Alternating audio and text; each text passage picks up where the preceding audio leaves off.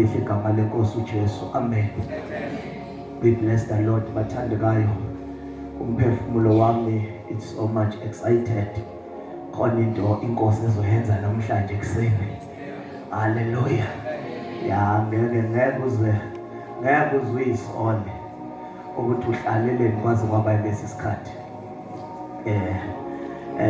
Siyayibonga kakhulu inkosi. Angifisi ke ukunibambelela because khona amandla kaNkulunkulu agcwele kule ndawo. Amen. Ngifisa sithole izwi lenkosi, bathi ngaphambi kokuba siye ezwini lenkosi ngiyafisa namhlanje inkosi isibusisile kakhulu, yangihlonipha ngalabo abazalwane abangabahlobo bami. Hallelujah. Basuka all the way from indawo yaseMtuba, nikhona bathandekayo. Basuka endaweni yaseMtuba. Hallelujah. Kusho ukuthi nani bantu baseWestville nisiba abantu abancinyane. Hallelujah. Dona abazalwane basenhlizweni yami ngiyathanda uku-acknowledge ubukhona babo. Ngibonga ukuthi bangiphelezele, bathi mabebona iposter yenkonzo ethi sizala namhlanje, bathi mfundisi uXulu sihamba kunye nawe. Bangabahlobo bami, mina nabo sikhonzene. Hallelujah. Amen. Phakathi kwabo kukhona umfundisi uBoys Mfeka, uhamba kanye nesithandwa sakhe. Hallelujah. Umama kaSamuel. Hallelujah. Siyabonga khona umfundisi uSiphamandla Myeni, nomfundisi uZakhele kanye nodadewethu unikiwe Ningiyesi, nomfundisi uNdawonde esisuka naye eMlazi. Yena ke uyangidriver, udriver wami ongilahlile ukuze ngifike la. Hallelujah. Amen. Shithi ke bathandekayo, nami namhlanje angisiyele umuntu omncane. Seningaqala ningihloniphe eThekwini. Hallelujah. Seningaqala ningenza umuntu omkhulu la eThekwini. Makusuka abantu le koMtuba bezokhonza nathi, kusho nami sekumuntu omkhulu. Hallelujah. Seningangibiza nangoBenny Hill. Hallelujah. Praise the Lord. Amen. Bathandekayo, angifisi ke because sekusile namhlanje, khona amandla kaNkulunkulu agcwele kule ndawo. Angifisa ukunibambezela, but ngifisa sithi go straight to the word. Incwadi kaJohn chapter number 12. John chapter number 12. Oh Nkosi uJesu. John chapter number 12. John chapter 12 sifunde nje amavesi amabili. John chapter number 12 verse number 20 and verse number 21. So funda lawo mavesi amabili bese ngidedela khona manje.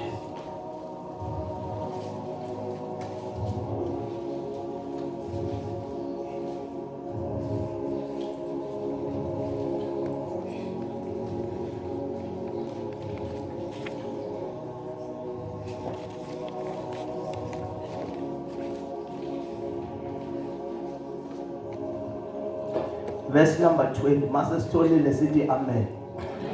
Hallelujah. Kwakukhona amaGriki athile phakathi kwababenyuke ukuba bakhuleke emkhosini. Lawo ke aya kuFilipu waseBethsaida laseGalile, acela kuye athi, Nkosi, sithanda ukubona uJesu. Hallelujah. Namhlanje ngifuna ukukhuluma ekuseni ngalo myalezo ukuthi sithanda ukubona uJesu. Praise the Lord. Yes, sithanda ukubona uJesu. Nikhona bathandekayo. Yes, ngoba namhlanje labazalwana abahlela lenkonzo basicelile ukuthi sikhulume ngokukhula komzalwane. Nikhona bathandekayo. Now bathe mabenikeza lenkonzo isihloko bathi ikhuluma ngokukhula komzalwane,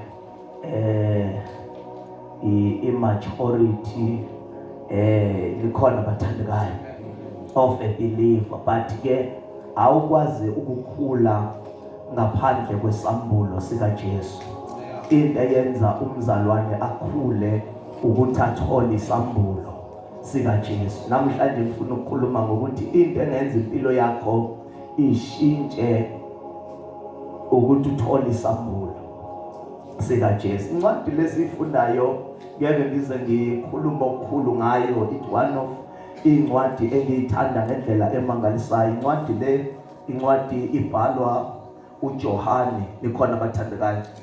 Ingenye yezincwadi zabavangeli ibhalwe uJohane. uJohane ungomunye wabavangeli abebekade bebizwa ngokuthi bangama-synoptic gospel, nikhona abathandekayo.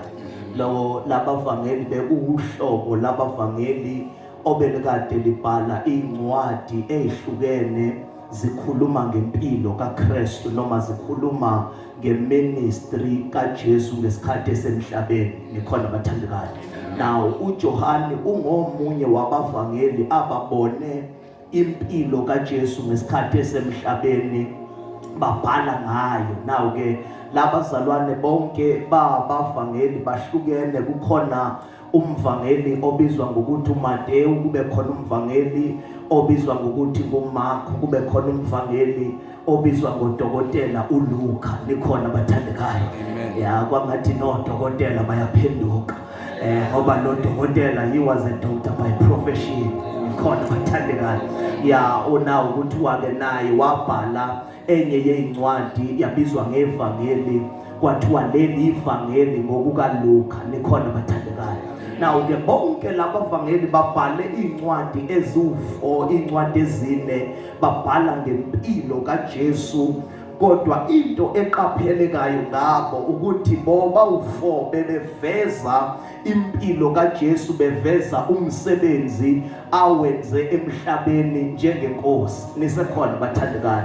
But there is something engiyithanda ngalomvangeli esimfundayo, umvangeli uJohane, because umvangeli uJohane yena yedwa ubhale ngempilo kaJesu, wayesethi akacishe ahluke kwabanye abavangeli, because khona izinto othi mawufika nje encwadini kaJohane uyifunda ungayitholi kwabanye abavangeli but uyithole encwadini kaJohane kuphela. But there is something engizibusisa umphefumulo wami about lo mvangeli, ngize ngifise ngithi uyazi ukuthi incwadi kaJohane ngendlela emnandi ngayo ungazi ukuthi kwangathi kwakuyiyona eyabhalwa ngasekuqaleni kweNew Testament, nisekhona abathandekayo.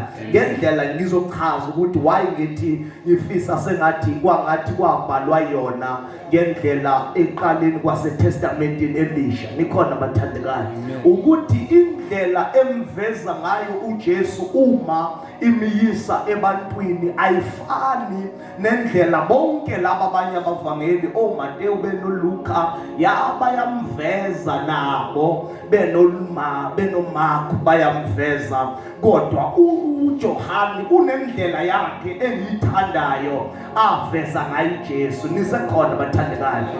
Ya uma uyomfuna kwincwadi kaMateyu uJesu, uMateyu umveza uthi uJesu uzalwa engowenzalo kaAbrahama nenzalo kaDavide. Ngamanye amagama uMateyu mekhuluma ngoJesu ukhuluma ngaye njengowesethembiso, ukhuluma ngaye njengomesaya othenjisiweyo. In other words, masiya encwadini kaMateyu sithola uJesu evela njengomesaya. Ngamanye amagama uMateyu uma esinikeza uJesu umsusa ebantwini emyisa ebantwini, nisekhona bathandekayo.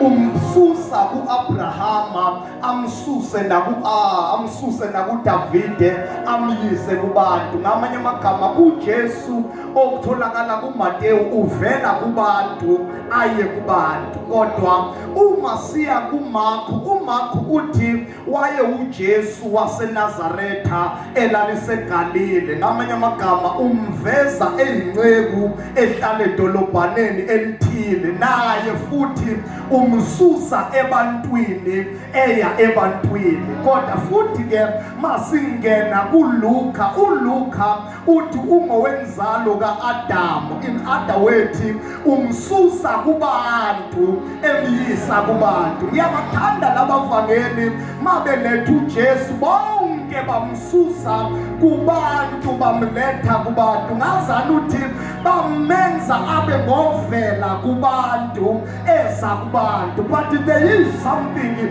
engiyithanda ngomvangeli uJohane isakhona bathandekayo ukuthi yena yedwa akamsusi kubantu, kodwa simuzwa mebhala ngaye ethi eqaleni wayekhona ulizwi, nesekhulizwi wayeNkulunkulu, nolizwi wayeNkulunkulu, nolizwi wayeNkulunkulu. Ngamanye amagama kuJohane usuke kuNkulunkulu weza kubantu. Oyona-ke lento engenza ngingacabangi nabantu basemaromeni abakhonza uJosefa, bakhonze noMaria, bese bethi ngeke sikhonze ingane, kukhona umzali. Hayi, webantu baseThekwini akaveli kuMaria futhi akaveli kuJosefa. Before the foundation ungakasekelwa yena wayekhona.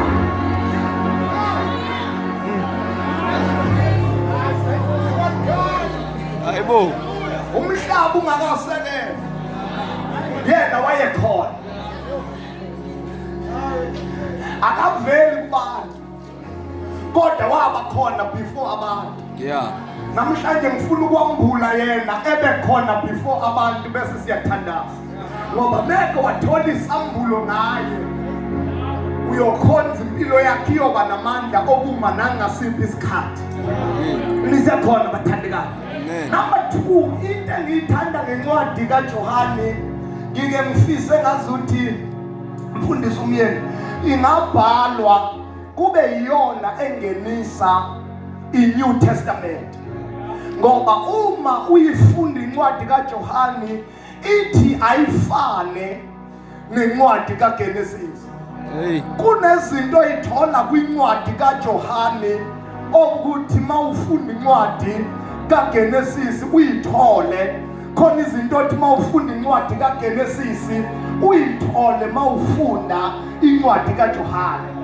Now njengokuthi nje mawuya kuGenesis chapter number 1 lithi iBhayibheli ekuqaleni wayekhona uNkulunkulu. That is Genesis chapter number 1. Bese kuthiwa verse number 2 kuthiwa umhlaba wawungena lutho. Bese ku verse number 3 kuthiwa uNkulunkulu wathi makube khona ukukhanya, ukukhanya kwaba khona. Ngamanye amagama ku chapter 1 kaGenesis sibona uNkulunkulu ekuqaleni. Sibona umhlaba ungenalutho, sibona uNkulunkulu edala kuba khona. Kodwa masiya kuJohn chapter 1 nakhona futhi sizwa kuthiwa ekuqaleni wayekhona ulizwi. Bese kuthiwa nolizwi wayeNkulunkulu. Bese kuthiwa ngaphandle kwakhe akuvelanga lutho oludaliweyo. Uyabona ukuthi uGenesis 1 noJohn chapter 1 ungazana uthi bathi akafani. But mawuqhubeka uya kuGenesis chapter 2 lithi iBhayibheli uNkulunkulu eseyidalile indoda wayibeka ensimini. Wazwakala ethi akukuhle ukuthi umuntu ahlale yedwa. For the very first time sibona uNkulunkulu lethi institution yokuqala emhlabeni ebizwa ngokuthi umshado. Ngamanye amagama kuGenesis chapter 2 sithola umshado uNkulunkulu ehlanganisa uAdamu kanye noEva. But masiya kuJohn chapter 2 kuthiwa kwakhona umshado ekhaya laseGalile.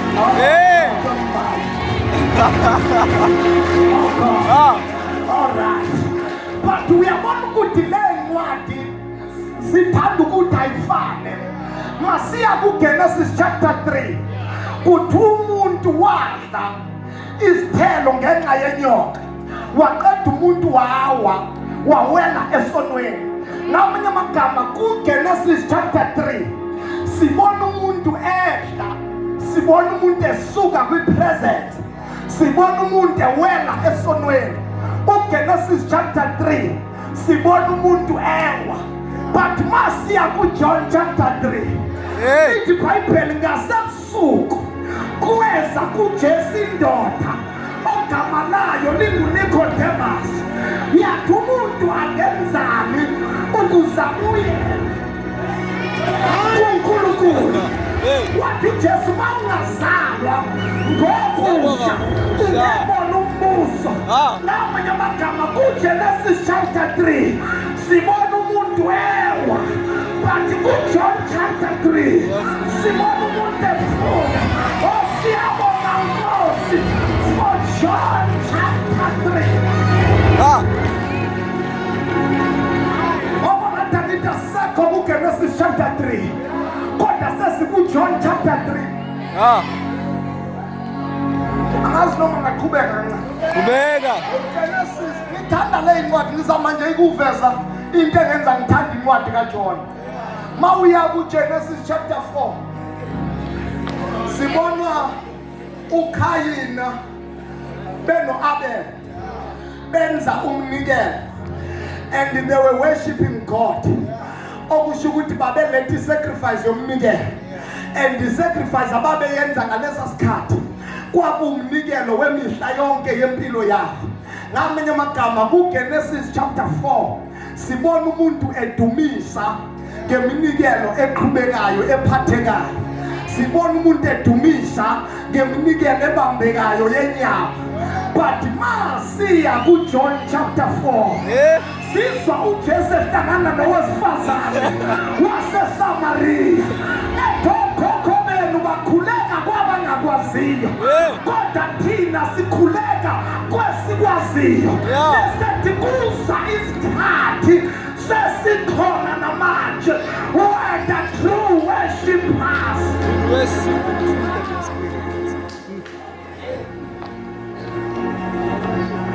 John chapter 4 usinika abadumisi beqiniso.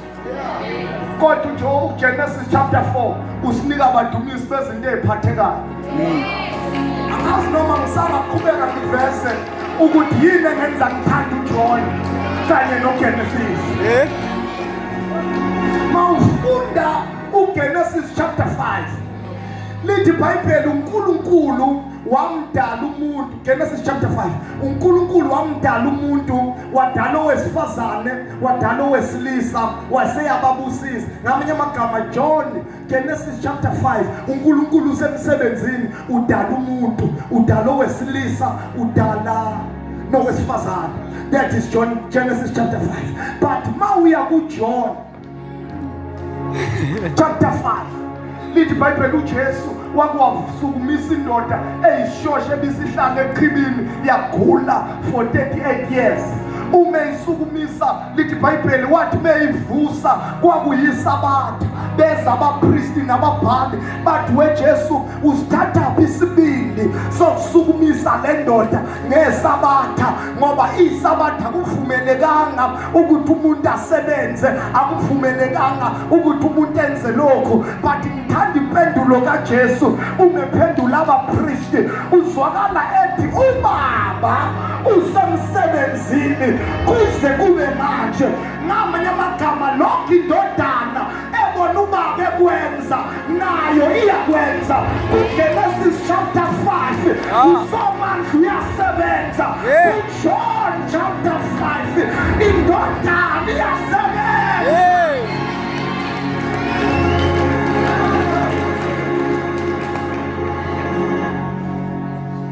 That was Genesis chapter 5.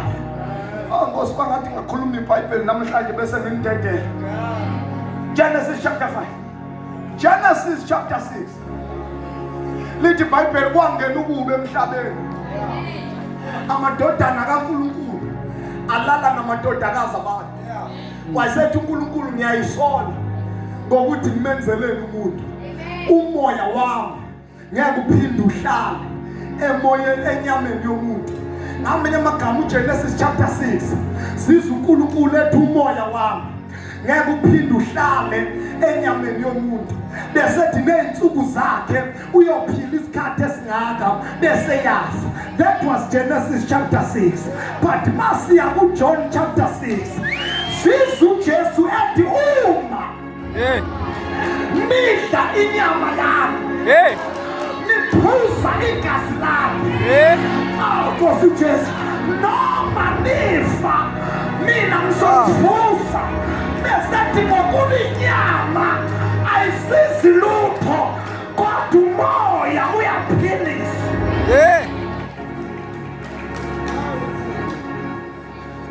besethi bathi abantu ayimayisethi asidla inyama yakhe sesiyahamba asaqhubeki naye besethi nami ngiyathanda ukuhamba ebuza abafundi bakhe uthi uphethe ubani esingaya kuye ngoba amazwi okuphila atholakala kuwe.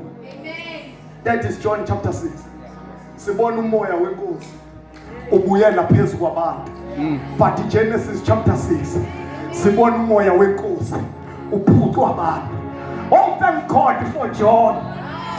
Oh, thank God for John.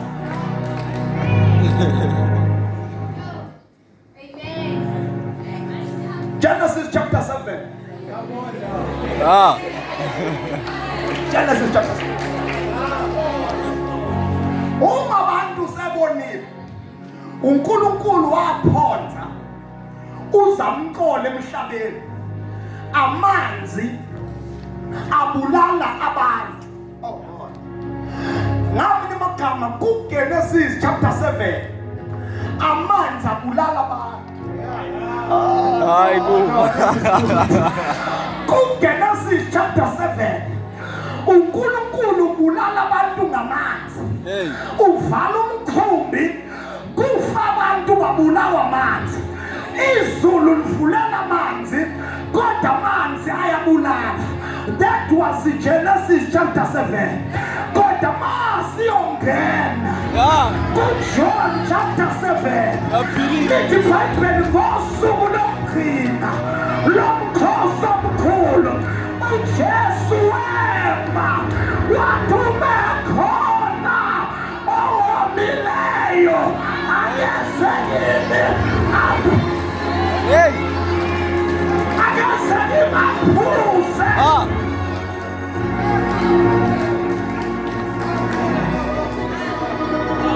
Chapter 7 kaGenesis amanzi abulala abantu.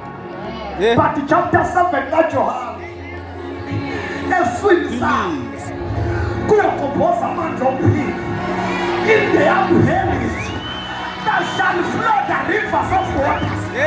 Thank you Lord ukuthi susile la manzi ebulala khona was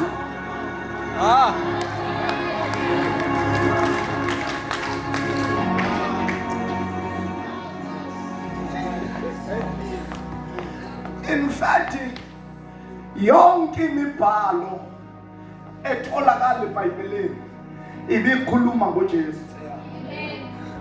Ngaphandle yonke imibhalo ongayifunda eBhayibhelini bekufanele ikuvezele uJesu. Mayingakuvezela uJesu awukakafiki embhalweni. Angazi noma ngazama ukuphinde ngikhulume ngaye evela embhalweni. Nisakhona bathandekayo. Amen. I'm left with 5 minutes then bese ngiyenthethe. Yonke imibhalo ibikhuluma ngokuvela kwakhe. Bekufanele mawuya embhalweni ufike ufumane yena ngoba imibhalo yonke ikhuluma ngayo. Uthi uPaul kuTimotheo kusukela ebuntwaneni ufundiswa imibhalo engcwele besethi lembhalo inamandla okuhlakaniphisa nasekukholweni ekuyisa kuKristu Jesu. In other words kuyo imibhalo bekufanele mawusuyitholile njengomzalwane udlule kuyo ngoba iBhayibheli yimibhalo engcwele kodwa ngale kwemibhalo fanele ufumane uKristu ngokuphila. And once uKristu wambulwa kuwe ukukholwa kwakho kuyashintsha. Fanele ukuthandazela ukuba umzalwane obona uKristu embhalweni. Uthi yonke imibhalo mawuqala nje kuJohn mawuqala kuGenesis ubona uKristu evela. Uya kuGenesis umbona uJesu evela. uqhubeke neminye imibhalo umbona kwangathi ngakhuluma ngaye evela kuyo yonke imibhalo bese siyathandana. Nkosi Jesu, ngikhulume ngaye ngithi uyena ovela kuGenesis chapter 1. Oh God. Uma ufunda uGenesis chapter 1 uverse 3 lithi iBhayibheli uNkulunkulu wathi kube khona ukukhanya kwaba khona. But mawufunda uverse 14 kuthi uNkulunkulu wenza ilanga laba khona, wenza nenyanga, inyanga yaba khona. Kuverse 3 uNkulunkulu wathi kube khona ukukhanya. Kuverse 14 wathi kube khona ilanga. Wakhona ukukhanya okuvele before ukukhanya kwelanga. Yikuphi lokukhanya okuvele before ukukhanya kwelanga? Yilokhu ukukhanya uJohana khuluma ngakho athi the light was in the way and the way of God. Uyavela kuGenesis, akapheli kuGenesis, uyavela naku Exodus. Ubani ku-Exodus? Kuthiwa uthi uPawuli mekhuluma nebandla laseKorinte athi ngokuba nonke na awokhokho bethu baphuza edwaleni. Athi lelo dwala lashaywa uMoses. Athi lelo dwala laluKristu. Bese thi lelo dwala labalandela. Ngamanye amagama ku-Exodus uyidwala elashawa labalandela. But akapheli ku-Exodus, ukhona nakuLevi. Ubani kuLevi? kuLevi uyimbuzi ebanjwa abapriest, babeka izandla zabo izono zabo siwele kwimbuzi ezwayo bese iyadedela. Uyavela nakuLevi kodwa akapheli khona kuLevi, ukhona nakuNumeri. Ubani kuNumeri okuthiwa bathi sebedliwa zinyoka, wathi uNkulunkulu niyaphakamisa inyoka yethusi. Athi uJohani njengalokhu uMose aphakamisa inyoka ehlane kanjalo. Kodwa akapheli kuNumeri, ukhona nakuDeuteronomy. Ubani kuDeuteronomy? Kuthiwa he is the refuge of the city. Uyena bekhulunywa ngaye. Kodwa akapheli kuDeuteronomy, ukhona nakuJoshua. Ubani kuJoshua? Kuthiwa inhloli mayifika ezweni onisekhona bathandekayo, inhloli mayifika ezweni laseJerikho zakhuluma noRahabi zathi wena uyobamba intambo ebomvu, thina siyobona intambo ebomvu bese thina siyadlula. Ngamanye amagama kuJoshua uyintambo ebomvu, kodwa akapheli kuJoshua, ukhona nakubahluleli. Ubani bahluleli? Umahluleli oqinisileyo, but akapheleli kubahluleli. Ukhona nakuRuth. Ubani kuRuth? uBoazi wasesangweni, but akapheli kuRuth. Ukhona nakuSamuel. Ubani kuSamuel? He is the first son of David and a true prophet, but akapheli kuSamuel. Ukhona nakuMakhosi. He is the first king and a true king. Akapheli kuMakhosi. Ukhona nakuZikronika. Ubani kuZikronika? He is the first God and the last God. uNkulunkulu onesibhwele, but akapheli nakuZikronika. Uyaqhubeka ayongena kuEzra. Ubani kuEzra? He is the faithful scribe, umthetho olungile, kodwa akapheli khona kuEzra. Ukhona kuNehemiya. Ubani kuNehemiya? Ungovusa ikhande zaseJerusalema, kodwa akapheli kuNehemiya. Ukhona nakuEsteri. Ubani kuEsteri? UMolodekhayi. Akapheli kuEsteri. Ukhona kuJobe. Ubani kuJobe? Ongiyazi ukuthi umhlengi wami.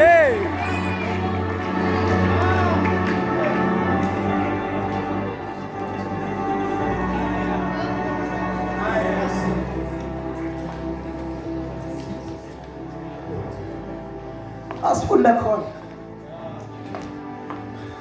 umkhosi ocishe ufane nalo. Sasiyathandaza khona manje. Umkhosi ocishe ufane nalo. Yathandazwa la kulo mkhosi. Lithi iBhayibheli kwakusuka abantu from all walks of life beza kulo mkhosi.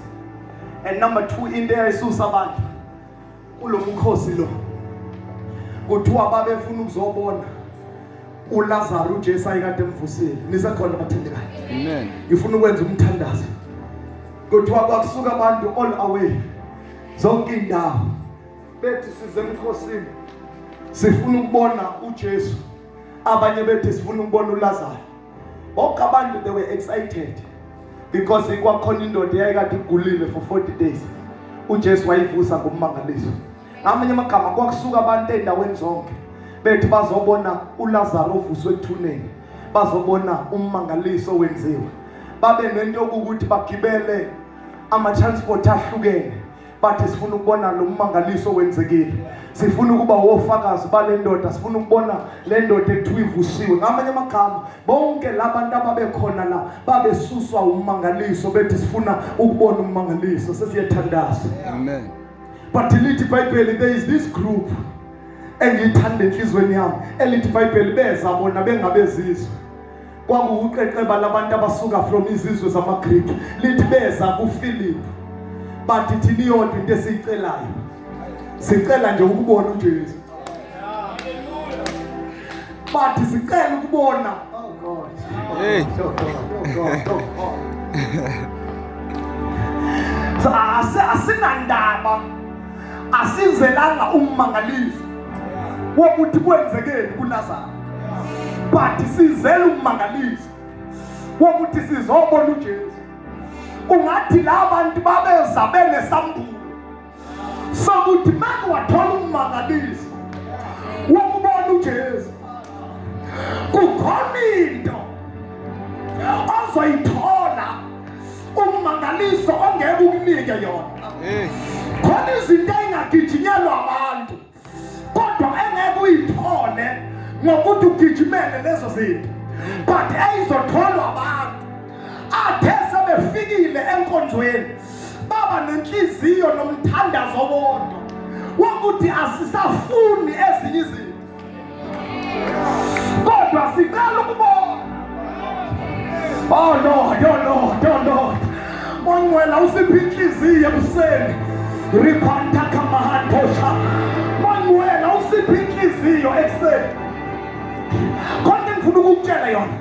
Uma uke wathola isambulo ngokuthi ungubani uJesu, uJesu akagcini ngokukunika isambulo ngaye bese ngakunika isambulo ngawo.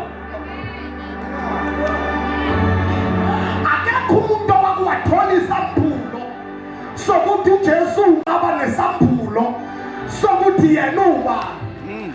Ngamanye amagama uma ufuna ukwazi amandla afanelwe kuwo, ufuna ukwazi potential yakho, ufuna ukwazi izinto ongazenza ungavimbeki, awukali ngokwazi wena kodwa ukala ngokwazi yena. Yena bese mphula wena. No. Make wahlangana nesambulo sakhe. Oh mathanda phakhosa. Oh Lord, uJesu bafundi bakhe abantu bathi ngubani siyathandaza, bathi abafundayo bathi wena unguJohn umbhaphathizi, akhona ababili abathatha abangizwayo. Bathi abantu ngubani, bathi wena uJohn umbhaphathizi, uthi bathi ngubani, bathi wena uEliya owanisa imvula, uthi abantu bathi ngubani, bathi wena uJeremiya umprofeti okhalayo, uthi abantu bathi ngubani, bathi wena uElisha owondle wesifazane. Usethi uJesu ngiyanizwa nithi abantu bangibiza ngalokho, mina ke nithi ngingubani. Oh God. Ongizwa namhlanje ukuthi uJesu khona abantu azowanika isambulo, khona abantu abazothola isambulo namhlanje. And once wahlangana nesambulo ngeke impilo yakhe iphinde ifane. Alithi iBhayibheli kwenza uPeter ngasemuva wathi wena unguKristu, wena unguKristu, indodana kaNkulunkulu ophilayo. Uthi uJesu lalela phela,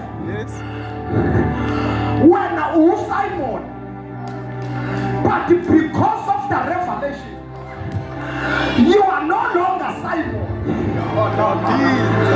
Because igama lika Petro ubekade uSimon before abe nesambulo sokuthi ubani uJesu, but uncede wathola isambulo. Wazwakala ethi uJesu awukwazi ukungitshela ukuthi mina ngubani, bese mina ngiyahlala ngingakutshela ukuthi wena ubani. Wena uthi uKristu, mina ngithi wena uPeter. But before you was Peter, you was Simon, and the name Simon was the leaf. Wayeyihlamvu, waye-unstable, wayengabambeki, wayengahlaliseki, wayengenamgogodla. Wawumpholela namhlanje, sasumpholela, umpholela, umpholela. God is samphula.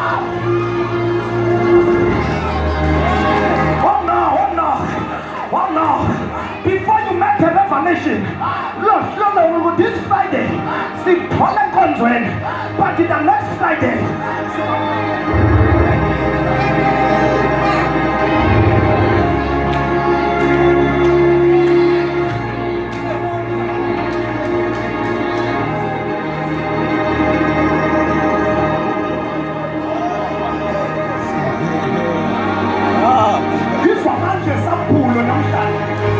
I can feel the power of the revelation.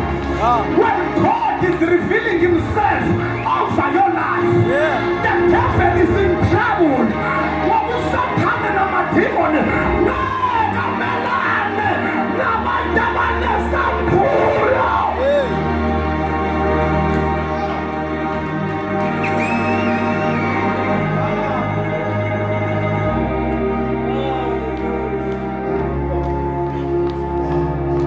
Just when awusayena uSimon, awusalona ihlamba into othi mawuyibeke la ipheshulo moya.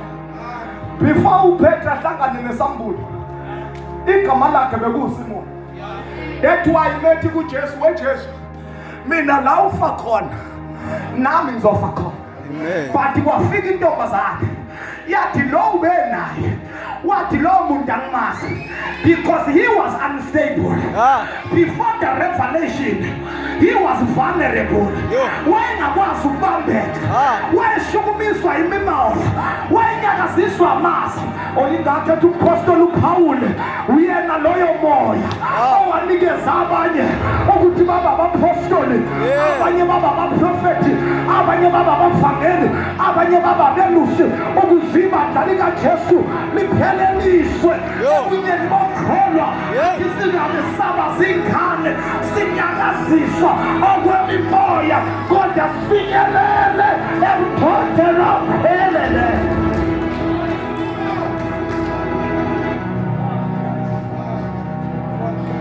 Once wahlangana nesambulo sika Jesu uyasuka ekubeni umuntu ojwayelekile.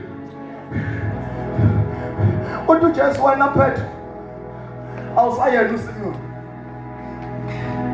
wena Petro awusayena uSimon, wena Petro awusayena uSimon. Mfuna namhlanje ngenhliziyo ethi Nkosi sicela ukubona uJesu. Yes.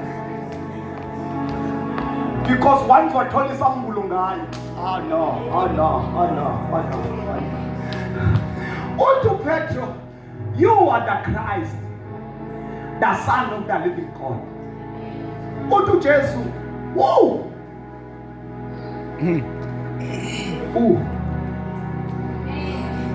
Because of this revelation, you no longer Simon that live, but you are the Petra. phezu kwaleli dwala ngiyalakha ibandla lami. Yey. Manje wathola isambulo ngokuthi ungubani uJesu, ukunika isambulo ngokuthi wena ungubani. Besethi the gates of hell shall not prevail against it. Let me tell you, azikho izinto eziphuma embusweni obumnyama ezingalwa nawe ziphumelele, kanti wena usuthola isambulo. Oh God, oh God, oh God, oh God. Ngathi ngathola noma babili nje abangizwayo bese ngithandaza nabo. Noma ngingakhishwa uSathane, akhishwe esokweni ahlasele wena direct, but mekuwahlangana nesambulo. Oh no, oh no, oh no, oh no, oh no, oh no. Ngiyazi ukuthi ngikhuluma enyuvesi, ngikhuluma e-university, but let me tell you, ngisho imfundo yenzayo ayikwazi wena. No God, no God, wena awusikona lokhu. Oh no, wena oh no, ngikhuluma kodwa nabantu namhlanje abanye bacabanga ukuthi bayilokhu abakufunda nababizwa ngakho. Oh, but wena ungawufihlekileyo, kodwa iyodwa into ekwazi ukwambulela wena ukuthi uthole isambulo. Okhona abantu abacabanga ukuthi impilo yabo ideterminwa noma idefayinwa yiphepha abakade belibhala for 2 hours.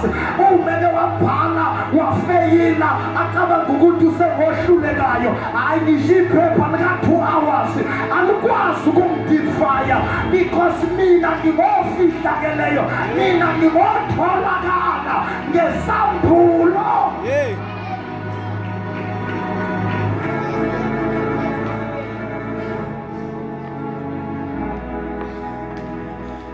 Funa senze umthandazo. Wena ujule kabi kunalento ocabanga ukuthi uyiyona. In fact njengoba uhleli lapho nalo muntu ohlele eceleni kwakho akakwazi wena. Oh God, oh God Almighty, oh God Almighty, oh God Almighty. Wena ujule kabi wena ujule kabi. Ngathi ngikhuluma nabantu, wena ujule kabi wena ujule kabi wena. Kuthatha isambulo ukwambula wena. Kuthatha isambulo, isambulo esombula wena, kuthatha isambulo esambula uNkulunkulu. Once kwambula, oh no. Maka wathola isambulo ngoNkulunkulu, uthola isambulo ngawe, ngoba wena isambulo sakho, ivision yakho ifihlwe kuNkulunkulu. Once uNkulunkulu wambulwa, wena uyambulwa. Wena abantu abakwazi futhi wena usiwona ama-opinions abantu. Wena usiwona ama-opinions abantu. Umuntu Jesu ethi abantu bathi ngingubani, wayefuna ukubatshengisa ukuthi abantu banama-opinions ukuthi mina ngubani, but lokho abakucabangayo angisikhona.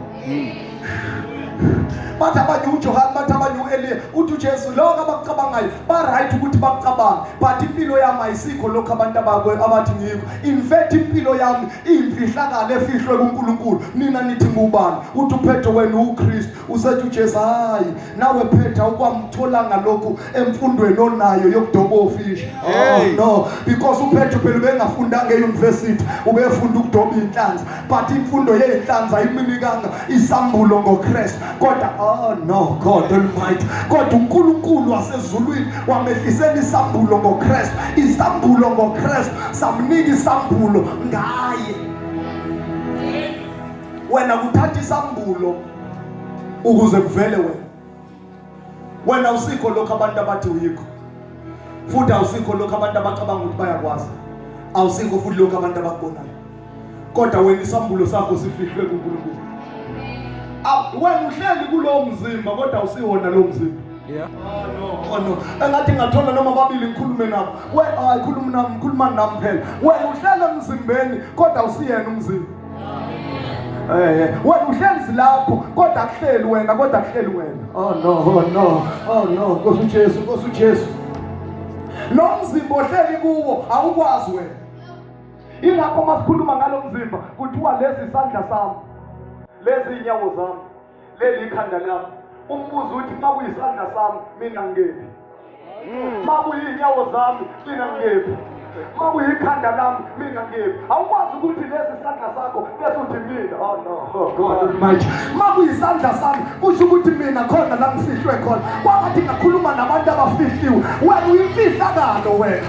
Lezi inyawo zakho kodwa wena usizona inyawo, lesi sandla sakho kodwa wena usizona. Okwathi ngakhuluma okunye okuhlukile, nenyawo onazo zihamba ngoba wena ukhona, nezandla ibamba ngoba wena ukhona.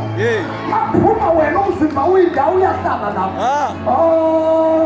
Ngoba umuntu maphufile usuke ngekho yini. Oh no, umzimba wakho usuke sinawo na, kodwa siphinde sithi ufile. Awuyakwazi yini ukuba ngekho futhi ekhona? Uyakwazi ukuba no. Ngakhuluma kodwa Oh Lord. Wena usizona inyawo. Oh no. Kodwa wena uyimfihlakalo. Ngisho odokotela bangakwenza i-operation bawuqaqe nomzimba ngeke bakuthole and yedwa uphakathi. Kubiza isambulo ukuthi kwambuleke wena. Kubiza isambulo ukuthi kwambuleke wena. Bathi sikalo kubona uJesu.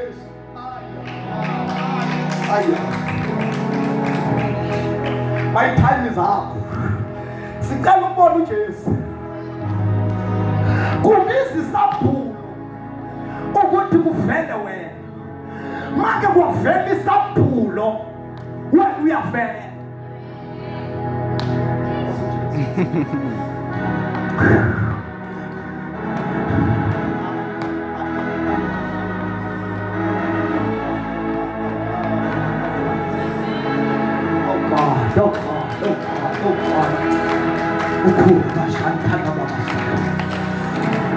Uma uke wathola isambulo, awudingi ukuthi umuntu akutshele nangobubi bakho. Oh God. Make wathola isambulo, awudingi umuntu akutshele nangokungcola kwakho. Oh yes. Ngoba isambulo isona sikutshelayo ukuthi wena uyi lathina siyakhona. Oh Lord. Kodwa ma ungakahlangani nesambulo ubona ngazuthi konke kuhamba kahle. Umprofeti uIsaya before ahlangane nesambulo ku-Isaiah chapter 1 ubebona abantu abangcolile nabanezono. Ubethi yeni nanonke nonileyo, ubethi bebona abantu athi wena ungcolile woza kuNkulunkulu sithethe indaba. Ubebona ukungcola nezono zabantu. That was before he received the revelation. Kodwa masiya ku-Isaiah chapter number 6 uzwakala ethi ngonyaka wokufa kwenkosi ngabona uJehova ehlezi endaweni engcwele, umsila wengubo yakhe ugcwalisa ithempeli. Ngabona amakherubhi, ngabona amaserafi endize phambana ethi ungcwele, inkazimulo yakhe yagcwala.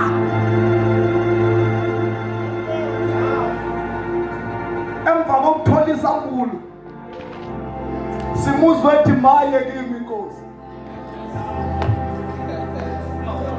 ngokuba ngiyisoni. Thatha ilanga uzothintinde athi ohlabelelayo uthintinde bezenu ngalilahle lomlilo. Maka wathola isambulo, uyabo isambulo sinamandla ngaphezu kwemali. Isambulo sinamandla ngaphezu kwe-background. Isambulo sinamandla ngaphezu kwe-information oyithole kubantu abanolwazi olungaphambi kwakho. Kodwa isambulo ngoNkulunkulu sikunikeza isambulo ngawo bese uyakwazi ukunqoba. Namhlanje ngifuna uNkulunkulu khona into uNkulunkulu afuna ukwambulela yona, but before uhlangane nawe, ufuna ukala uhlangane nesambulo ngoJesu. Bathi laba sicela ukubona uJesu. Makwathola isambulo ngoJesu. Hayi Nkosi yami Jesu. Makwathola isambulo. Funa sithandaze. Makwathola isambulo. Makwathola isambulo. Makwathola isambulo. Makwathola isambulo. Make wathola isambulo. Make wathola isambulo. When Jesus revealed himself upon your life, make wahlangana nesambulo. Umuphethe sahlangene nesambulo. Uzwakala ethi laba abadakiwe kodwa kusayihora lesithathu lemini. Bathi abantu wePetro ungaphindi ukhulume ngegama likaJesu, kwasho ukuthi bakhuluma nomuntu ohlangene nesambulo. Make wathola isambulo. Noma bangathi lento ekholwa iyabambezela, kodwa mewathola isambulo. Nkosi uJesu, Nkosi uJesu, Nkosi uJesu, Nkosi uJesu, Nkosi uJesu, Nkosi uJesu, Nkosi uJesu, Nkosi uJesu. Make wathola isambulo.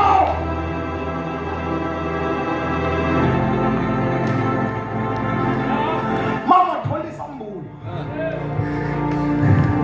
Yazi ukuthi benifuna ngishumayela okuhlukile, kodwa ngicela ukuma la namhlanje ngikhulume ngokuthi makwathola le isambulo. Makwathola isambulo. Bathi labantu lithi kweza abafundi abangamaGriki, bathi sicela ukubona uJesu, asenze umthandazo. Sicela ukubona uJesu, sicela ukubona uJesu, sicela ukubona uJesu, sicela nisambulele ukuthi uJesu ubani, sicela ukubona uJesu. Makwathola isambulo. Uthi uPaul encwadini yabaseKolose, uma navuswa kanye noKristu, funa nokwaphezulu. Besathi lapho ukuphila kwenu kufihliwe kanye noKristu, besathi uKristu ongukuphila kwenu. Uma yena mbulwa, nami niyambulwa, nibe ngobaphilileyo. Uma uKristu ongukuphila kwenu embulwa, nami niyambulwa. Uma uKristu engukuphila kwenu ambulwa, nami niyambulwa. Mawufuna ukwazi ukuthi how powerful you are, awuthola isambulo sikaJesu, ngoba meke wambulwa, nawe uyambulwa. Mawufuna ukwazi ukuthi yini ongayenza, awuthola isambulo sikaJesu, ngoba meke wambulwa, nawe uyambulwa. Mawufuna ukwazi ukuthi yini onayo, awuthola isambulo sikaJesu, ngoba meke wambulwa, nawe uyambulwa. Mawufuna ukwazi ukuthi ubani, awuthola isambulo sikaJesu, ngoba meke wambulwa, nawe uyambulwa. Mawufuna ukwazi ukuthi unani, awuthola isambulo sikaJesu, ukuze meke wambulwa, nawe uyambulwa. Uthi Johane umpostoli, njengalokhu enjalo ezulwini, nathi sinjalo lapha emhlabeni. Ngamanye amagama, isambulo isona esikutshelayo ukuthi mangigula uJesu uyakhula yini, mangimthakathaka uJesu umthakathaka yini, mangihluleka uJesu uyahluleka yini. Uma yena engakhuli, nama ngikhule. Uma yena engahluleki, nama ngihluleki. Uma yena engamthakathaka, nama ngimthakathaka. Uma yena enamandla, nami nginamandla. Isambulo sithi mayengcwele, nami ngigcwele. Mayenqoba isono, nami ngiyanqoba. Mevuka ebufeni, nami ngiyavuka. Mekwazi ukuphila, nami ngiyaphila. As he lives, I am also live. Uyaphila, nami ngiyaphila. Isambulo sithi mayiqabile, nami ngiqabile. Mayinemali, nami nginemali. Isambulo sithi lokha nakho, nami nginakho. Lokha yikho, nami ngiyikho. Isambulo sithi njengoba benjalo nami nginjalo, meshaywa nami ngiyashaywa, mevukelwa nami ngiyavukelwa, mehlushwa nami ngiyahlushwa. That is the power of the revelation. Umehamba phezu kwamanzi nami ngiyahamba, umethulisa ulwazi nami ngiyalithulisa, umevula amehlo empumputhe nami ngiyawavula. As he is in heaven, so I am in this world. As he is in heaven, so I am in this world. Isamphulo sithi njengoba benjalo abamemeza ekuseni, kanti lo Jesu osekuye ngabe ukhathele yini? Lo Jesu osekuye uyahluleka yini? Lo Jesu osekuye unenkinga yini? Lo Jesu osekuye uyacindezeleka yini? Lithi iBhayibheli, he is free in heaven. Uyaphila futhi unamandla. There is no past enamandla okumbamba uma yena engabanjwanga yithuna. No background can stop you, no hindrances can stop you, no parents can stop you. Ayarabashanta uma yena engafipheki nama ngifipheki, uma yena engafipheki nama ngifipheki, uma yena engafipheki nama ngifipheki. Lithi iBhayibheli lami, one day babebavala iminyango yaseGalile abafundi, wafika iminyaka ivalile, wathi peace be unto you. Ukuthula kube kini. Wavuka ethuneni enomzimba ongadingi umnyango ukuze angene, ongadingi igidi ukuze angene, ongadingi ukhiye ukuze angene. Uyakwazi ukungena kuvaliwe. Let me tell you, once wathola isamphulo uzongena la kuthiwa kungena khona. Once wathola isamphulo uzophuma la kuthiwa kuphunywa khona. Once wathola isamphulo uzofohla. Siphakame sibeke inyawo.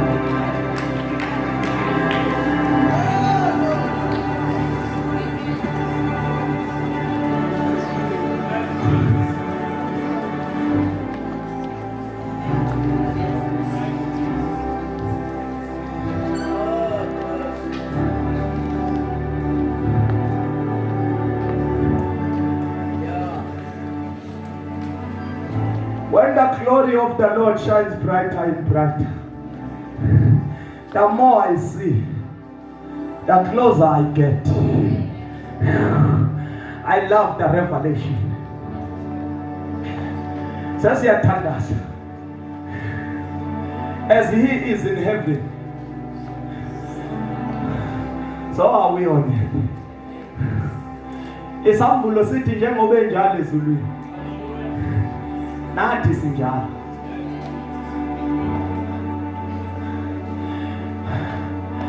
Mayethu enesfazi imali ayikho. Isambulo sithi ngenkathi imali ingekho, wathi Petro hamba uye emanzini. Uyodoba inhlanzi ufike uyikhiphe uyikhamisise. Ngoba isambulo sithi yena akakhiphi imali ebhange ngodla lase South Africa. Mayi rand lase South Africa litenga elakhini owakhumbuso awuphelele. Makwathola isambulo ngaye, yena ukunika isambulo ngawe.